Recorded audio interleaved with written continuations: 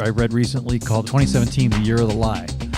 That makes our president untrustworthy, which in turn makes our country untrustworthy. And on a world stage where we are perhaps no longer the dominant power, but certainly among the dominant powers now, I think it does us all a disservice. I think that things are going to get hot or hotter with Mueller, and Trump is going to get more and more worried, and there's going to be some kind of a showdown there where Trump is going to try and get him out of there, and we're going to see a real kind of a constitutional showdown that could go right up to the Supreme Court.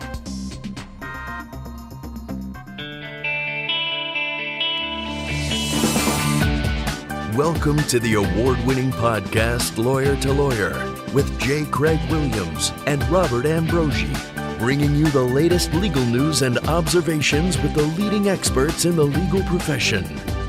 You're listening to Legal Talk Network.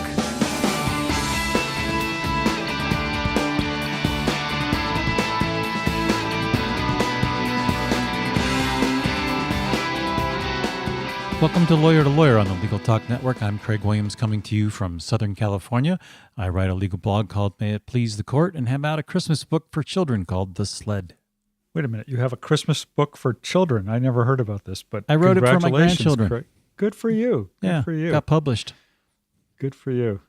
And I'm Bob Ambrogi out of Massachusetts, where I do not write children's books, but I do write a blog called Law Sites and also co-host another Legal Talk Network program called Law Technology Now, along with Monica Bay. And Bob, before we introduce today's topic, we'd like to thank our sponsors, Clio and Latera. Clio's cloud-based practice management software makes it easy to manage your law firm from intake to invoice. You can try it for free at Clio.com. That's CLIO.com. And Latera, the authority on document creation, collaboration, and control. Increase your productivity, collaborate securely, and ensure protection of your vital information.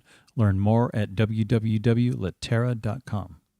Well, Craig, it's been quite a year with the Mueller investigation, sexual misconduct allegations, the Take a Knee movement, DACA, censorship, hate speech, the Equifax breach, devastation of Hurricanes Irma and Maria, and any number of legal stories thanks to President Trump. I think he gave us fodder for any number of shows this past year, but this past year has been anything but boring, for sure.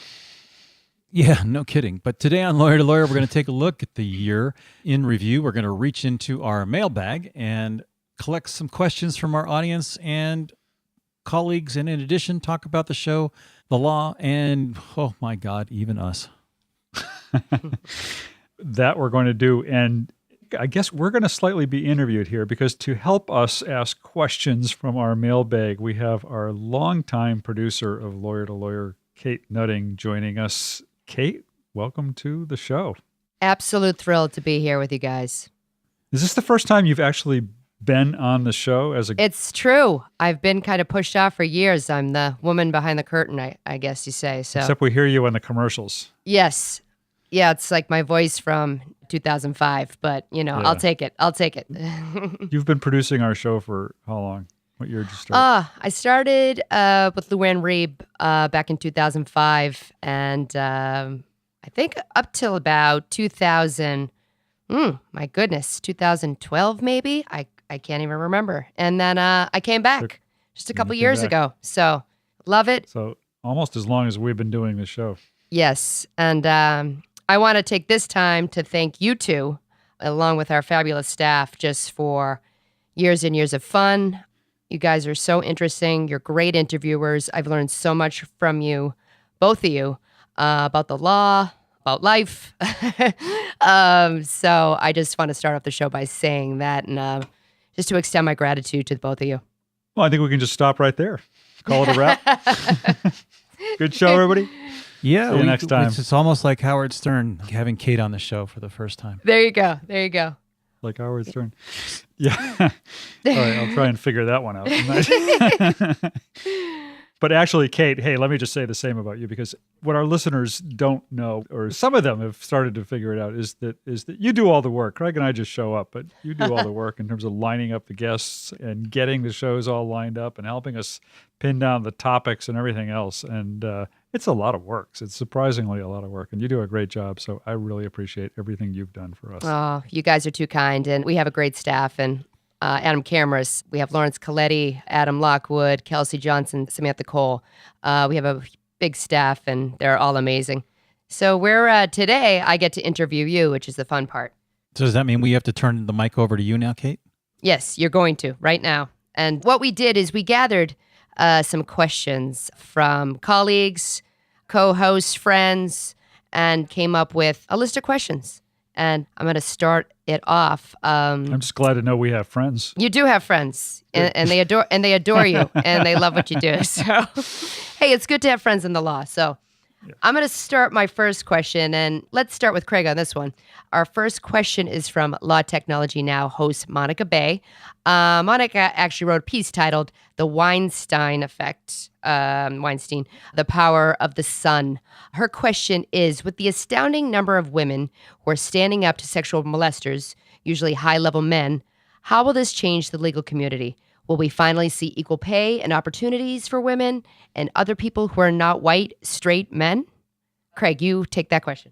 Well, it's an embarrassment, I think, to the legal industry that we are so far behind the rest of the country, and we're the ones fighting for the rest of the country to equalize things. Was it, Bob, you said that something like 8 in 1,000 partners in Boston are African-American? Is that an accurate? It was roughly like that. Yeah, I was actually just trying to remember that number myself. But yeah, about that. So I think we're behind on the civil rights as if it didn't even occur in many cases. And I think it's a terrible embarrassment to the legal industry that we are so far behind. I don't know that women are ever going to catch up. Not in my lifetime. I hate to be pessimistic about it, but we're so far behind, I don't see it catching up. Bob, what are your thoughts on that? Unfortunately, I kind of share Craig's pessimism about this. I think that, I've heard people say we're at a moment with regard to sexual harassment in the workplace and perhaps gender equality in the workplace. And it's clearly much more than a moment. We're clearly at a point where there's really a dramatic change, I think, going on. I think that one thing that's clear is that women, whether in the law or really in any job, are going to be less likely to put up with sexual harassment and more likely to out it when it happens. But does that mean we're also going to suddenly achieve, broader equality in pay and opportunities for women in the legal profession? I really worry that that's not going to happen. Law firms have been just really, really slow to change. When President Obama was elected president, I started, getting excited and thinking we were finally seeing the end of racism in this country, and turned out that sure wasn't the case. So I think this is a major, major moment for women's rights and equality in the workplace, but it's not like everything is going to change overnight. It's going to be many years to come. Gotcha.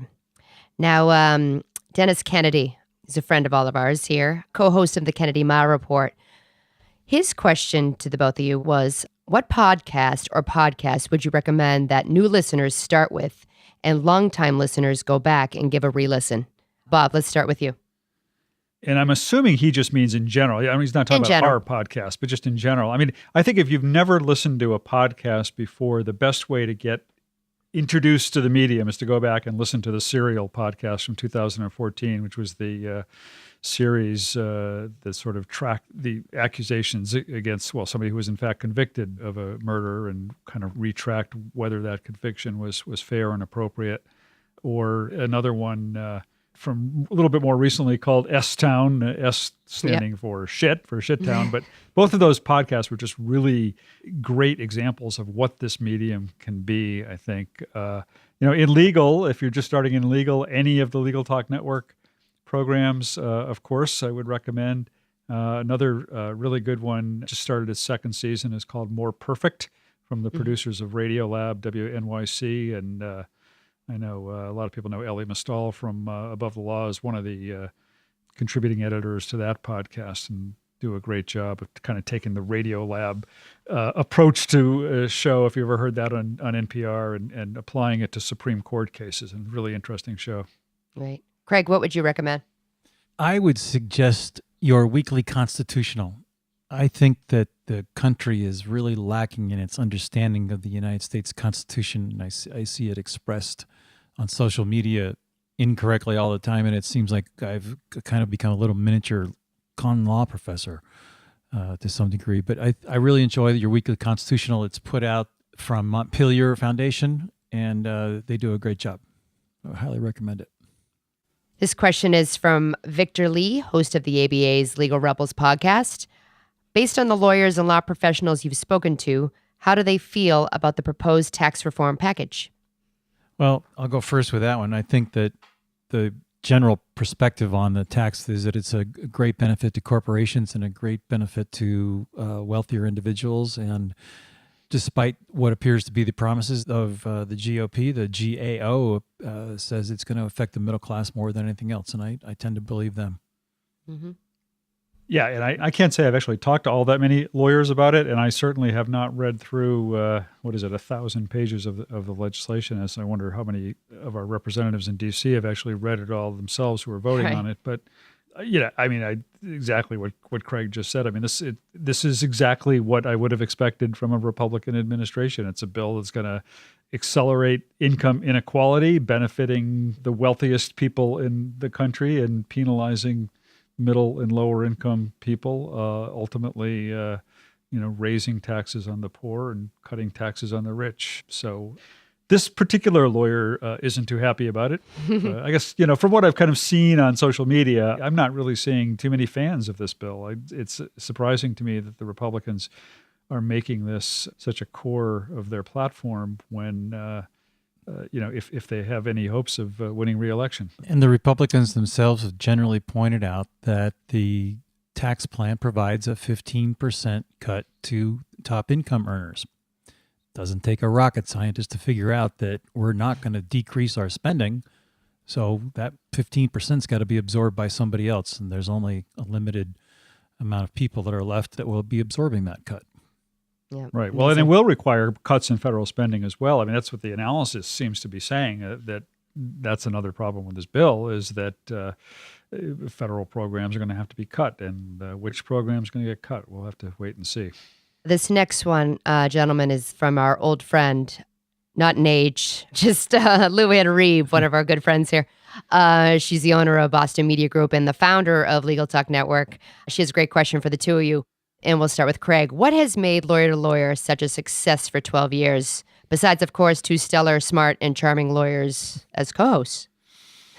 Well, beyond that, 13 years. It hasn't been 13 years. It has been 13. I'm sorry. It is 13. Yeah. I can't keep track. Yeah, and I still say, as far as I can tell, we're the longest running podcast on the internet. We're out there. I think, amazing. In all honesty, it's the variety of the guests, it's the consistency of our production, and really great questions by Bob. I mean, I'm kind of just sitting along for the ride here and listening, and I really do agree with you, Kate, that I learned some phenomenal things from Bob's questions, especially. I'd even have to say, Bob, thank you, because you've helped me sharpen my questioning of some of my witnesses and even in my depositions, because I think longer about the question that I'm asking than I used to. And I really have enjoyed that aspect of your personality and the way that you ask questions. Can really tell that you were a newspaper editor for a long time. Agreed. Well, well, thanks, Craig. I appreciate that. And of course, right back at you in terms of acknowledging that, one of the fun things about doing this together has been that you often come at issues from such a different perspective than I do. And sometimes your questions take me off guard, let alone the guests off guard, because they can really come at an issue from a whole different way. And it's really interesting. But I think, in terms of the success of the show, and we've already That's a nice way of saying I ask mentioned... really weird questions. No.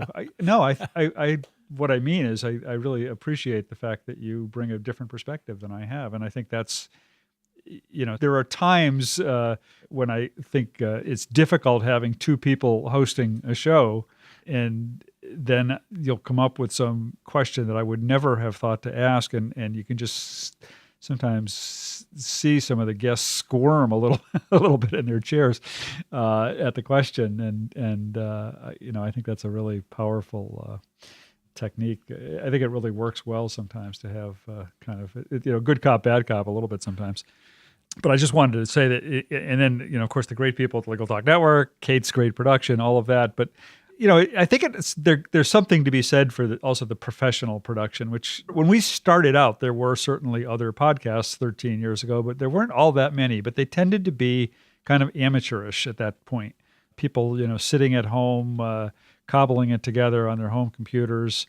And I think the fact that we started out right from the beginning working with a professional audio production company and, have had that benefit all along has kind of made us seem more professional and more legitimate right from the start. And I'd have to throw in a tip of our hat to Scott Hess, who was Luann's partner in the beginning Boston Media Group, and Scott's, background at WBZ in Boston and as a network engineer and TV cameraman and helicopter repairman extraordinaire. That guy he was the one that was responsible for making sure that our microphones were top quality, that we had good recording equipment and good headphones and, high-end stuff in our offices so that when we recorded this, it sounded really good. And the Legal Talk Network has kept that standard up, and I think that has helped out significantly. I mean, even before the production, we're still doing sound checks. We're still testing levels. Yep. We're still talking to our engineers about, I hear a slight buzz, and there's a constant attention to that kind of detail. And so as a consequence, I think we tend to shine when it comes to audio. There's just not a whole lot of garbage in the background, and it's great. Great answer, Craig. Yep. I have one question before we go to break, guys. And President Trump has basically been the focal point of many of our shows this year. His actions in office have created quite the dialogue. What do you think is the biggest Trump-centric topic to come out of the past year? I think what he's done and what he continues to talk about doing regarding immigration. There've been all sorts of crazy things from my perspective that he's done this year, but some of the decisions he's made have just really, really disrupted people's lives, broken up families, put fear into people all over this country needlessly. And I think it's just really too bad. Craig, your thoughts? I'm going to say that it's the systemic issue of his perpetual sense of lying. I think the New York Times hit it right squarely on the head that, I think they did a comparison between the number of lies that Obama told and the number of lies that President Trump has told, the frequency of the lie, the outrageousness of the lie, the self-centeredness and self-protectiveness of the lie, and just even the narcissist aspect of it. Somebody I read recently called 2017 the year of the lie. And that makes our president untrustworthy, which in turn makes our country untrustworthy. And on a world stage where we are perhaps no longer the dominant power, but certainly among the dominant powers now, I think it is. It does us all a disservice. I think it does President Trump a disservice, and the government in the entire country. And I wish it would stop. I can't figure out a way to deal with it, because you don't know what to trust and what not to trust. And when you can't trust your government, what's left? Very true. Well said. It's time for a short break, so please stay with us. We're going to be back to talk more about the year in review and to take some more questions from our listeners, so stay with us. Imagine what you could do with an extra 8 hours per week. That's how much time legal professionals save with Clio, the world's leading practice management software. With intuitive time tracking, billing, and matter management, Clio streamlines everything you do to run your practice, from intake to invoice. Try Clio for free and get a 10% discount for your first 6 months when you sign up at their website, Clio.com, that's CLIO.com, with the code L2L10, that's L2L, the number 10. Documents are the currency of business. They represent you in every business interaction. Executives need to know what changes have occurred in documents, what metadata risks exist, and how to encrypt, share, and collaborate securely. Latera simplifies the document creation and collaboration process to protect you from risk and loss of reputation. Latera offers better solutions for document lifecycle management so you can focus on doing what really matters. www.latera.com. And welcome back to Lawyer. I'm Craig Williams and my co-host Bob Ambrogi. And with us as our guest's interviewer is Kate Nutting. She is the producer for our Lawyer show podcast here on the Legal Talk Network. We've been taking a look back at the past year and highlighting some of our favorite shows and guests and legal topics. And Kate has been questioning us, so we're going to give it right back to her. It's all yours, Kate. It's been fun so far. Okay, so we ask this question every year, but it's always just too good of a question. If someone were to play you in a movie, who would it be and why? Craig, let's start with you. I don't know. Somebody to play me in a movie. Tom Hanks. He seems to be able to play everybody pretty good. He's a great actor. You're right. I just saw him in the Sully movie, and he was amazing. Yeah, but for Bob, though, what would we do with Rock Hudson gone? I go for the actor who would play me in a movie is the Big Friendly Giant. Because one of my nieces said, you look just like the Big Friendly Giant. Oh. And it wasn't a compliment, I don't think. So I'm going with BFG. All right. You love it. Last year you were John Slattery, Bob. What has changed? Oh, okay. All right. I'll go with John Slattery. It's that silver hair thing. How about Anderson Cooper? But he's not an actor. Yeah, you're right. We also had a question from our mailbag, and this was going to be an audio call, but we discovered that our caller had a flip phone, so was unable to send us a voice memo. However, he has a fantastic... Tell us who this caller was? It's the editor. It is a host of one of the shows on the Legal Talk Network. He loves music. He's very witty. Jared. That's him. Jared has a flip phone? Yes. Yes. It's fascinating, but I just discovered that today. However, he has a fantastic question for the both of you. It's probably his burner phone because he has to go anonymous a lot. That's the thing. Yeah, maybe that's why. Maybe. Because he's such a celebrity. People. He is. He's okay. This is Jared's question. My favorite song related to the law is Maxwell's Silver Hammer by the Beatles. What's yours? And please, nothing cheesy like I Fought the Law and the Law Won or Lawyers, Guns, and Money. Let's go deep on this one. All right. I was trying to come up with something that is a little unusual, and I've got two that I couldn't decide between. Okay. One is California Sex Lawyer by Fountains of Wayne. I know that song. Have you heard that song? Yes, great song. Yeah. And the other is an old one from folk singer Tom Paxton called 1 Million Lawyers, in which he sort of paints this nightmare scenario of lawyers growing all across the country. The lyrics say, lawyers around every bend in the road, lawyers in every tree, lawyers in restaurants, lawyers in clubs, lawyers behind every door, behind windows and potted plants, shade trees and shrubs, lawyers on pogo sticks, lawyers in politics. In 10 years, we're going to have 1 million lawyers. How much can a poor nation stand? It's past it now. It's about 2.5 million. Prescient. Everything but the pogo sticks was prescient. But amazing. And Craig, what would be your choice? I'd have to go with Larry Savelle's theme song for Lawyer to Lawyer. Yes. And that, of course. Agreed. And what's the quote about you, Craig? Something with the most fun you can have while wearing a vest? While wearing a vest, yeah. Okay. That's it. Fantastic. And Larry's an old friend of ours. He's fantastic, and his holiday album comes out every year. So check that out if you're out there. Well, he just came out with a new album, but it's not a holiday one this year. But it's, yeah. So he's great, and he's been fantastic to us. Moving on, just rapid fire as we approach the end of the show. But we've had so many guests from this whole year. Can you think of your favorite guest of the year? Is that a difficult question, or? I can think about it. Okay. I have two on this one also. Early in the year, we had on Jim Sandman and Linda Klein, the president of the Legal Services Corporation, and then president of the American Bar Association.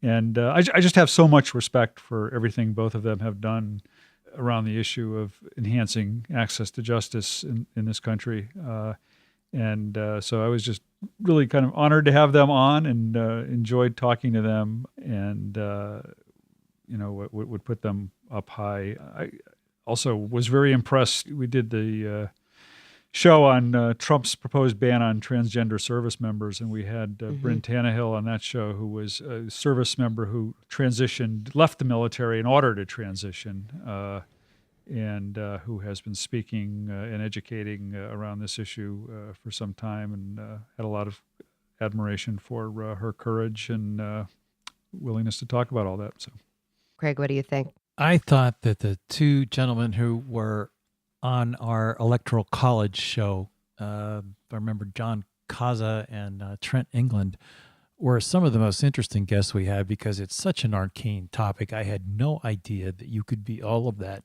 amped up. Those guys got really excited about their respective issues and what was appropriate, what was not. And I learned so much about the Electoral College at a time when everybody every 4 years wonders why we even have it, and then we forget. But it was a great show, and they were very, very active members. So I thought they did a good job. We've had amazing guests, and I agree. All great guests. Now, this is a question for me. The Verdict is my favorite movie or film involving lawyers. It was actually filmed here in Boston. What is your all-time favorite film or show involving lawyers, Bob? You stole my answer. I was actually going to say the exact same thing. I love The Verdict. I mean, the standard answer I would give is To Kill a Mockingbird, but everybody gives that answer. But right. I knew Barry Reed, who was the Boston lawyer who wrote the novel that movie was based on. I bet your dad probably knew Barry too. Definitely. Kate's dad is a lawyer, by the way.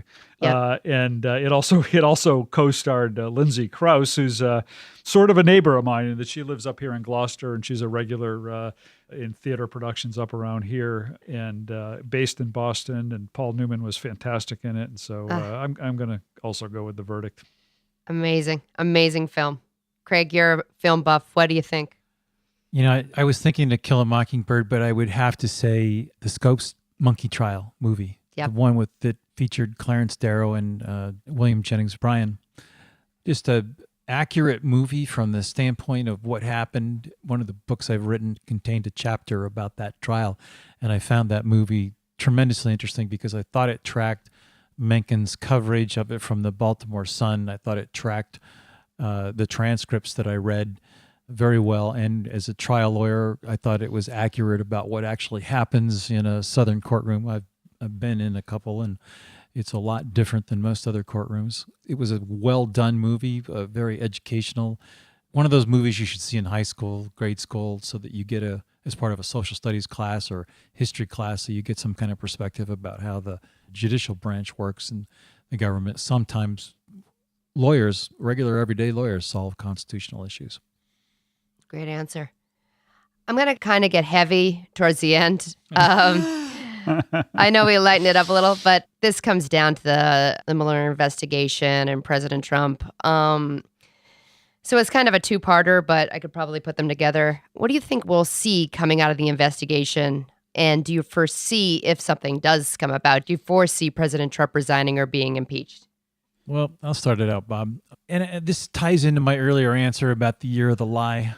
I think that my generalized observation, based on a very unscientific poll of just reading the news, that most of the time Trump lies, he's trying to blame someone else or hide something, which is, fairly typical human nature behavior. What concerns me is how many times he's denied that there's been anything to do with Russia, and why he's constantly trying to divert attention to it by speaking about it. So I think if Mueller's investigation turns out that there was some level of knowledge within his administration, even in his son's and his perhaps at his own level, about Russia involvement in the election and its interference and its failure to disclose that to the country, I think we may well see some articles of impeachment brought, and I think that it may play itself out that ultimately would happen, that Trump would either resign or be impeached for that kind of behavior. But I think a lot of it depends on what Mueller finds.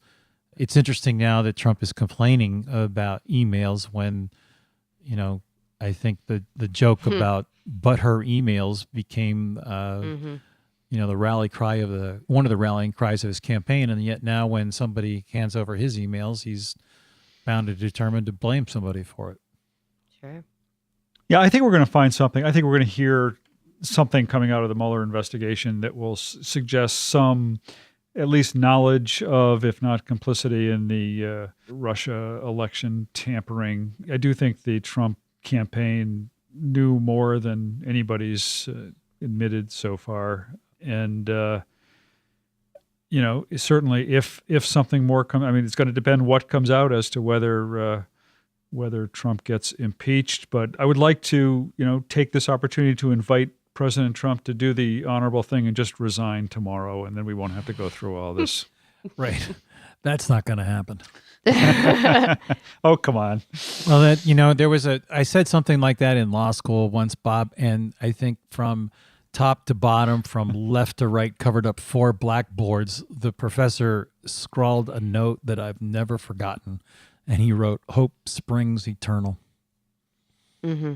Because I had said, well, I would hope that the court would do that was right for the poor widow, some stupid comment like that, and it sprung that out. But every time someone, I hope that springs into my head thinking, wow. Yeah. Who do you think the next one's going to be up on charges? That's just a follow-up to all this potential collusion. I think one of the sons. Okay. Yeah, I don't know. And then the more interesting question, though, Kate, that you really want to ask is, will he pardon Flynn? Exactly. Right. Because if he pardons Flynn, and it's an interesting constitutional question whether a president can pardon someone involved in the same crime that he was involved in. Right. Right. I don't think it's possible. We did a show on that, didn't we? I think we did a show on that. What was there to say? We did do a show on that this year. Yeah. A lot of Trump shows. Too many. Yeah. I think there's still more that can come out about Attorney General Sessions, too. I think that's somebody else to watch. It's sort of fallen into the background a little bit, but there might be more there that we've yet to hear. Well, gentlemen, as we wrap this up, I have one final question. This has been an absolute pleasure. It's been so much fun. But looking ahead, what big legal issues will we see in 2018? Any Supreme Court cases or the continuation of the investigation? Anything that you could think of? What would you predict? I would predict that there's going to be some kind of a showdown between the administration and Mueller, the special prosecutor. I think that there's been a lot of talk about whether Trump will fire Mueller or whether the Department of Justice will fire Mueller. I think that things are going to get hot or hotter with Mueller, and Trump is going to get more and more worried, and there's going to be some kind of a showdown there where Trump is going to try and get him out of there, and we're gonna see a real kind of a constitutional showdown that could go right up to the Supreme Court. My biggest fear is that there will be some drama on the world stage involving Russia, China, or North Korea. We're playing with some pretty big players, and we've got some hands on some pretty big guns at this point. And it's kind of like looking back at the death of a minor royal started World War I, I think it was, or something like that. I wonder whether or not the announcement of Jerusalem as the Israeli capital is the spark that touched off a larger powder keg that will come to haunt us next year. Very interesting. Well, Kate, thank you very much. You did a good job. Thank you. Well, we can retire now and just turn the reins over to you. No, you guys do it. You guys are great, and you have so many great listeners, and the community's great, and everyone's been great to us. So it's been a pleasure to join you today. Thank you, Kate. Well, that brings us to the end of our show, and it's not just Kate out there. It's, as she said earlier, a whole bunch of people at the Legal Talk Network who make this show possible. And thanks to all of them, and thanks to everybody who gave us a question. And thanks to everybody who listens to the show all these 13 plus years. I think there's a few people out there who probably listened all that time, and appreciate all of that. So if you are one of those people who listens and likes the show, please rate us on Apple Podcasts. Otherwise, Craig, any final words? No. Well, I know this is a big pessimistic show right before the holiday season. Yay. So I hope that everybody has a wonderful holiday season, and that, Bob, I'm going to pin my hopes on what you said. I hope that 2018 is a much better year than 2017 was. Did I say that? Uh-oh. Yeah, let's do that. Let's go with that.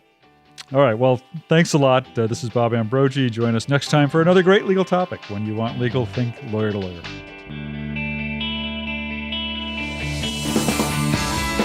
Thanks for listening to Lawyer, produced by the broadcast professionals at Legal Talk Network. Join J. Craig Williams and Robert Ambrogi for their next podcast covering the latest legal topic. Subscribe to the RSS feed on LegalTalkNetwork.com or in iTunes. The views expressed by the participants of this program are their own and do not represent the views of, nor are they endorsed by, Legal Talk Network, its officers, directors, employees, agents, representatives, shareholders, and subsidiaries. None of the content should be considered legal advice. As always, consult a lawyer.